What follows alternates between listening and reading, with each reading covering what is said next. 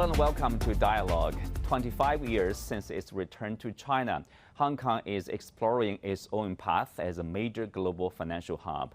Where is Hong Kong today, midway through its 50-year transition? Looking back, what are the lessons from the growth of Hong Kong over the past 2.5 decades?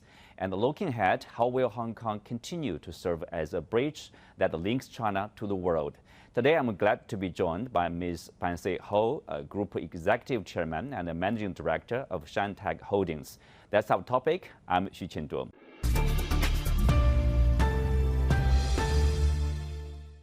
Welcome to the discussion, Pansy.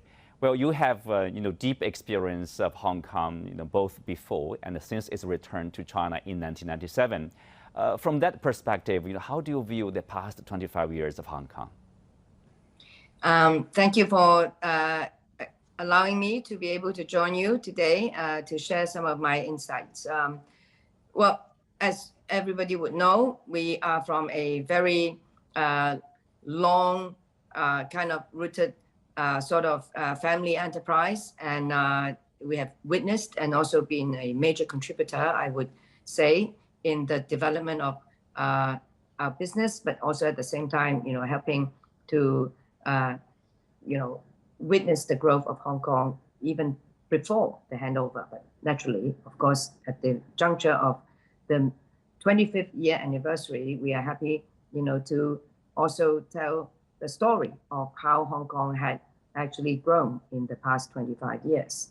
Hong Kong itself has a lot of its own merits already, and that's why we, the business that my family had founded, had seen already robust growth and development.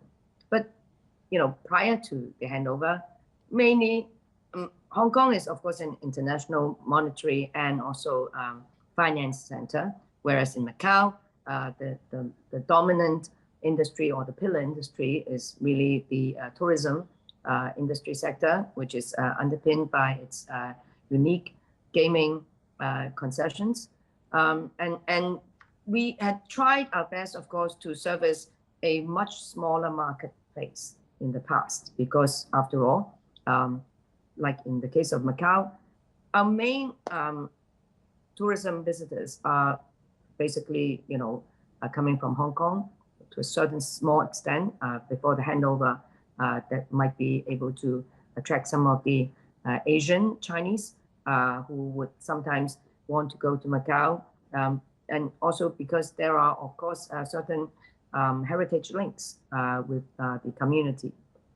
After the handover, per se, if you look at just from my kind of key area of expertise and industry sectors, the tourism and hospitality and how it's grown, we're talking about for Hong Kong, we had already witnessed our international airport moving from a smaller airstrip to an international major air hub of Chek Lap Kok, and already has gone through its second expansion and now onto its third expansion.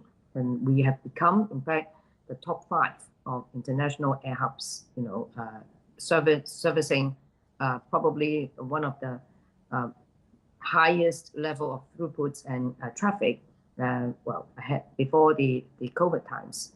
I think in the past, you can see also many of these policies that are being introduced by central government, including the CEPA, including, very lately, the Greater Bay Area initiative that is going to, put Hong Kong and Macau, the two SARs, together in a much bigger regional play, along with the other 9 cities within Guangdong province. And just even from that perspective, as a region, we are talking about a region that has 86 million in population. We're talking about that being already now having 1/3 of all of China's GDP and manufacturing capabilities. And we have seen substantial growth and development of many of its own industry areas, which have 5.1% of China's population, but actually constituting 12% of its GDP. So it is, we see all the affluent enterprises who are all based out in the Greater Bay Area, which are ultimately going to utilize Hong Kong's capabilities in their financial needs, as well as, to utilize as a bridge to go, also linked with the other global areas. You told your story, based on your family business. That's a wonderful story, which reveals the development of Hong Kong too. In particular, since Hong Kong's return to China, and there are the linkage, the relationship between Hong Kong and the mainland. You mentioned about the CEPA. Can you talk more about that? What kind of relationship is that? Well, the CEPA is important because it actually makes Hong Kong now the natural first stop for any international enterprises and companies that would want to explore and tap into the vast Chinese market, the consumer market in particular, as well as trading. And because it's not going to be easy directly for them to actually set up shop or to, immediately enter into China. Hong Kong has a lot of already well-developed systems and infrastructures where the foreign companies would like to utilize as a gateway through which they can have better professional services, and they will be able to get to know about China in a more adaptive manner, so that they would be able to also have their own maybe foreign management people situated in Hong Kong for a period of time, observe, learn, and then eventually determine even their own strategy, how to cover the Chinese territory, which is indeed very vast and not something that even the largest of conglomerates in the world would have an innate ability to immediately, tackle or enter. A lot of the mainland Chinese companies also now have set foot in Hong Kong. We practically have all of them, key state-owned enterprises or some of their subsidiary or branch companies setting out their representation in Hong Kong. And at times it would be very conducive to also look for partnerships, business partnership, forming alliances and business partnership, or at least, arranging contractual arrangements through these entities in Hong Kong, because it becomes a lot easier, to basically assess and access also the kind of financial support system. So I think the CEPA has been very key in terms of establishing Hong Kong's strength and core capability. Mm-hmm. That's like a perfect match, between Hong Kong and the mainland, with a win-win cooperation there. Well, now let's take a look at the new what's happening in Hong Kong. Now we have a new government, and John Lee was elected chief executive of the Hong Kong Special Administrative Region in May. So the new government for the next 5 years. So what are the expectations? What are the demands of the Hong Kong people? Similarly, what are the tasks? What are the challenges of the new government? To come at a timing when Hong Kong people would also need to see leadership on helping to bring together a more harmonious sort of community, and also ways of looking forward to our future. There needs to be consensus formed. And I think it was unfortunate for Hong Kong that we have lost a few years due to our own inability to appreciate, the value of the one country, two systems. And I think this is going to be the first and foremost, task that not just for John's government, but also, we now have the awakening to this being one of the key issues, and therefore even from amongst the community, including people like myself who are heavily involved with a lot of community duties, we would like to be able to come together and help Hong Kong recover, and also reestablish a sort of understanding and rapport amongst ourselves. But of course, more importantly, also to strengthen our links with our motherland, to basically be aligned, more aligned with China's own development strategies, and also to capitalize on the opportunities actually being offered to Hong Kong. Mm-hmm.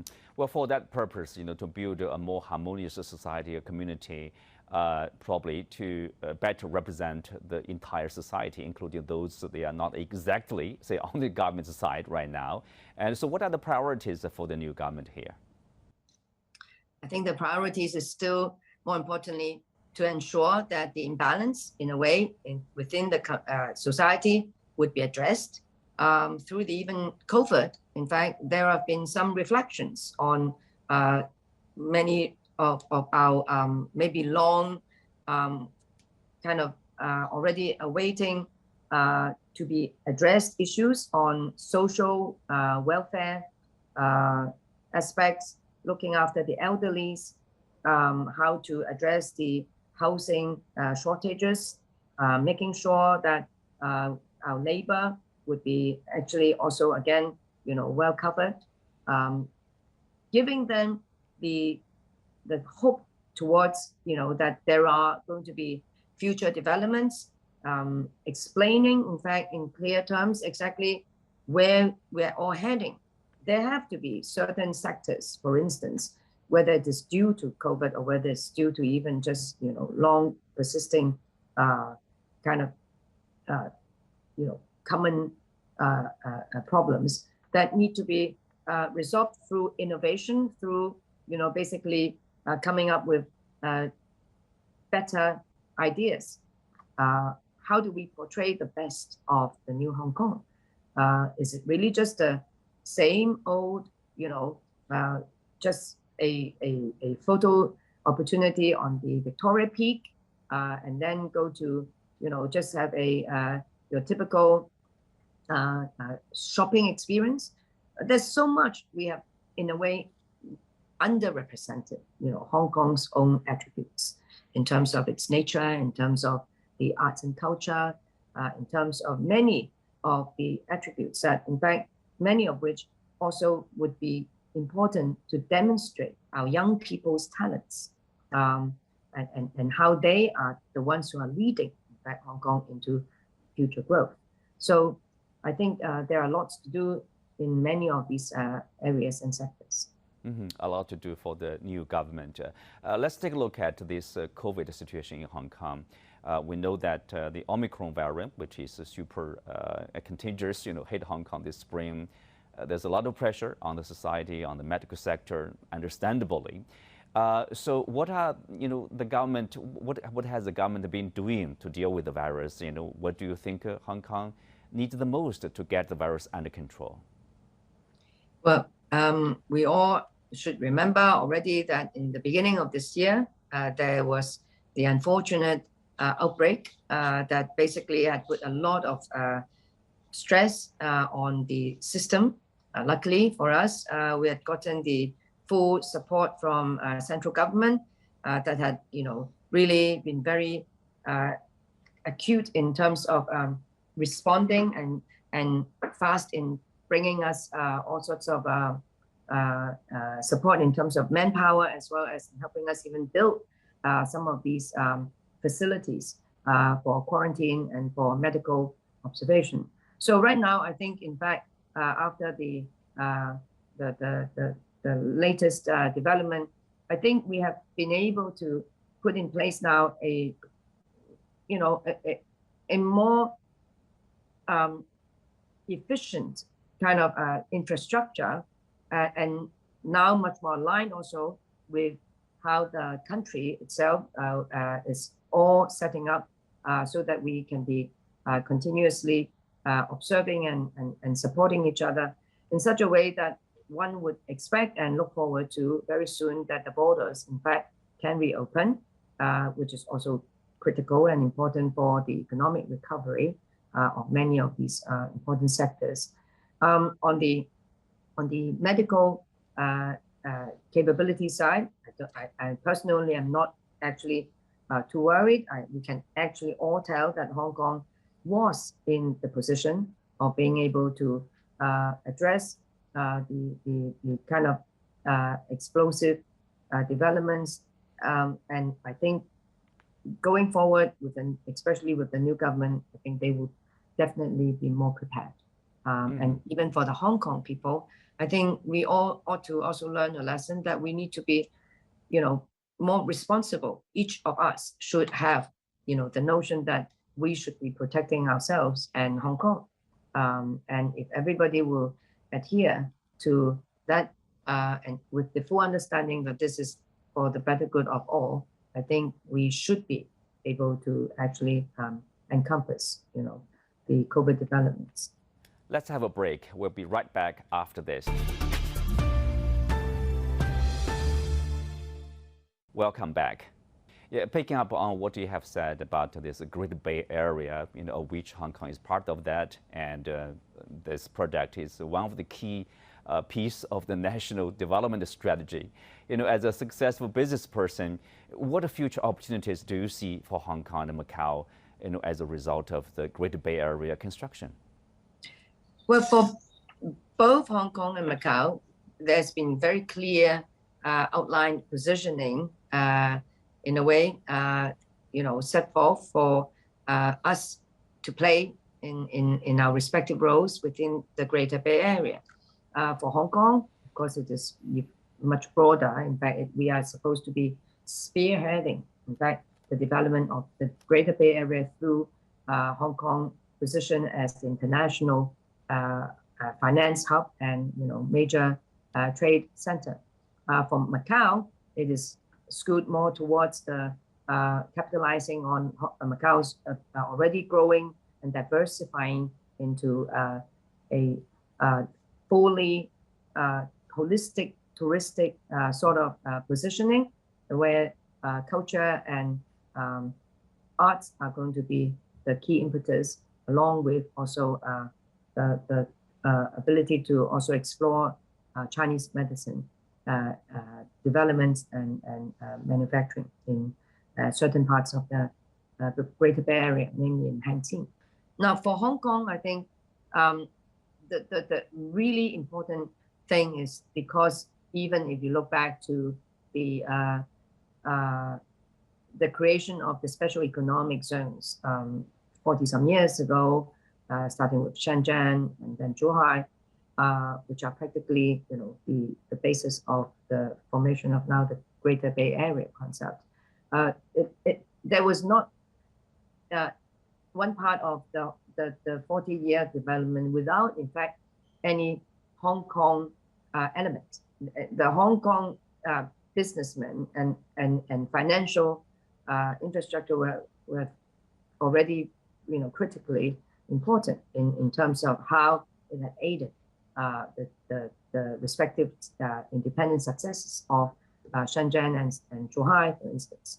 So right now, I would say, in fact, it's a natural extension because there are already so many corporations and business, who have actually already run businesses out of both places. And therefore, this is only just a way of extending, but now with more clarity and also, of course, with the commensurating policies and regulations that will make now not only the inherent contributors and benefactors succeed, but also now, the infrastructure is there to help to bring together more enterprises and entrepreneurs in order to capitalize on this opportunity.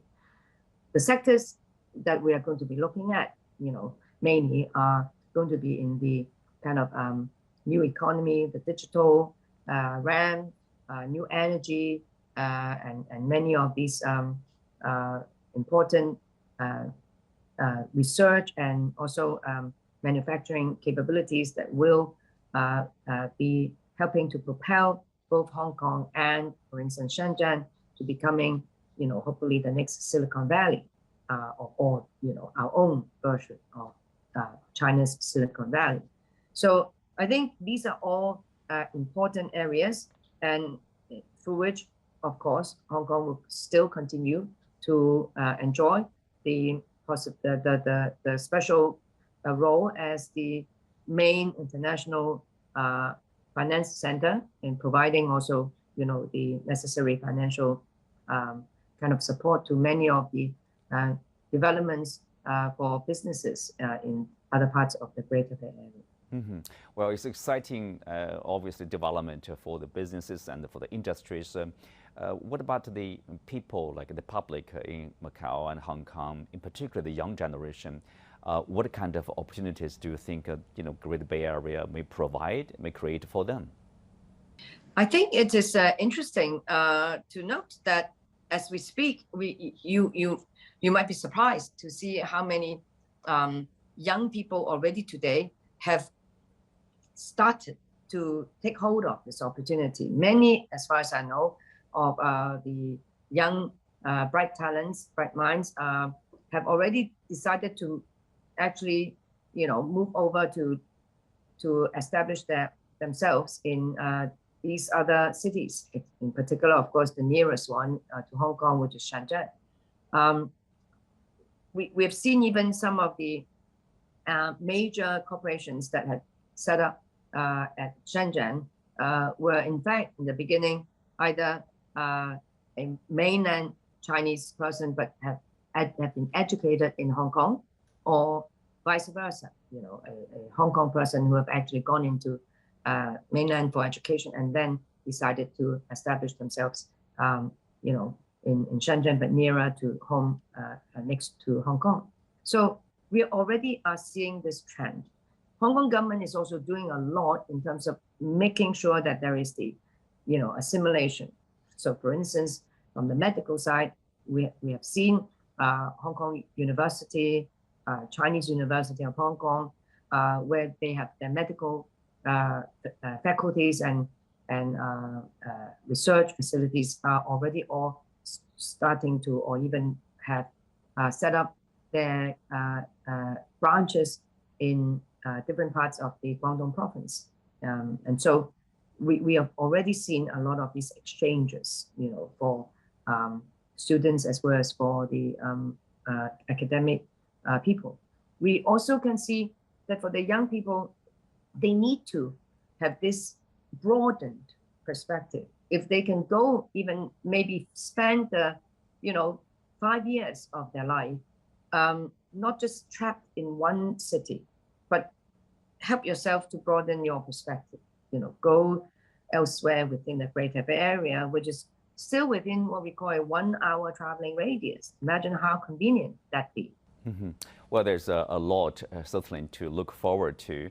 Well, some say this is the beginning of, new beginning, a new chapter of Hong Kong with a new administration on July the 1st. It's also the beginning of the next half of the 50-year, one country, two systems framework. So what's your expectation for Hong Kong's future? And how do you see the competition, for example, from Shanghai, from Singapore? What's the strength of Hong Kong? The strength of Hong Kong is the fact that, it really cannot be so easily replaced. It has a very unique background. It also has now a unique, track to go forward. And in fact, I would want to champion that Hong Kong people has always been very original and creative. And we can chart our own development as well. Of course, we will be able to be supported by beneficial policies from the government, but I think more importantly, we are able to, see that we have the best of, different components. I'm sure that all the Asian cities will want to vie with Hong Kong and to get a piece of what Hong Kong today is enjoying. But that Hong Kong is a place where, we love to be, in a way, challenged in that sense, because that would give rise to reasoning for us to improve and to excel.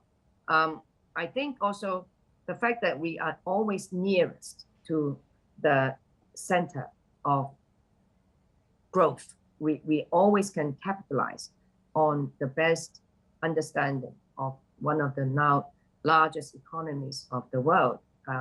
How exactly, the central government is determining on their policies, how people's consumer, needs are going to be formed, and we can have, in fact, a play in all that. We might even be able to be, ahead of some of the other cities in formulating the newest kind of product offerings, and also, what should be something that we would be leading instead of following others to offer. I think that is something that we should never give up on. Everybody still look to the fact that Hong Kong is so much of a topic, of the moment, is because everybody look to Hong Kong and keep saying, well, how can we beat them? Or, are they going to be still the best? You see, so we are the best. With that, we come to the end of today's show. Again, many thanks to Pansy, our guest. You can also find us on the CGTN app on YouTube. I'm Xu Qinduo. Thank you for being with us. See you next time.